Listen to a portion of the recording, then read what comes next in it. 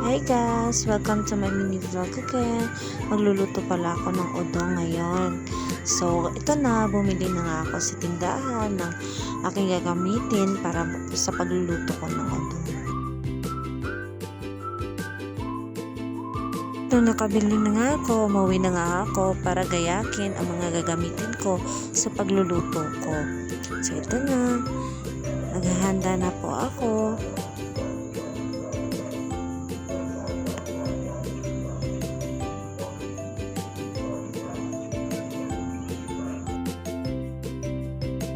Fast forward tayo dito guys.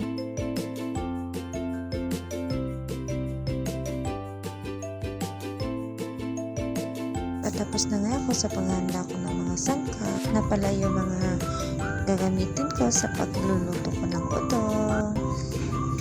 Nasa lahat, inon ko muna yung butin. At nung na-on na,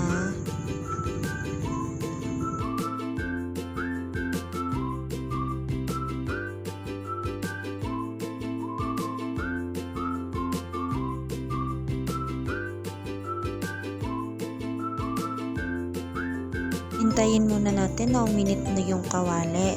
Saka tayo maglagay ng mantika. At nung uminit na nga, naglagay na nga ako siya ng mantika.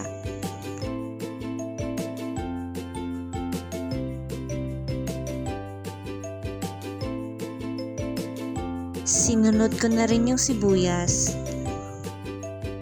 Nung nakita ko na nga na okay na yung sibuyas, sinunod ko na rin yung bawang. At saka ako na hinalo-halo. Okay na yung sangkap, sinunod ko na rin yung Youngstown.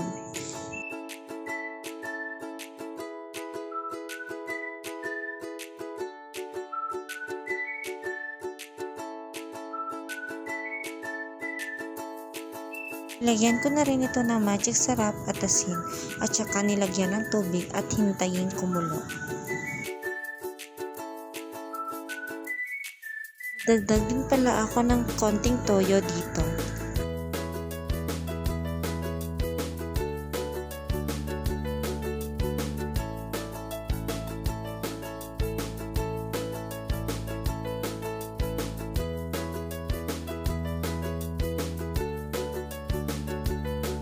Nung kumulo na, nilagay ko na yung udong.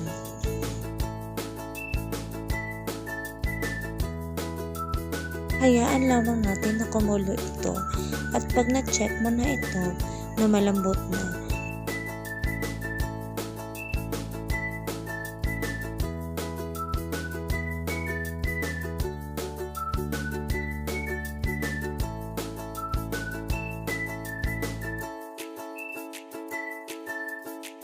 at kung malambot na, pwede mo na itong haunin at ready to serve na.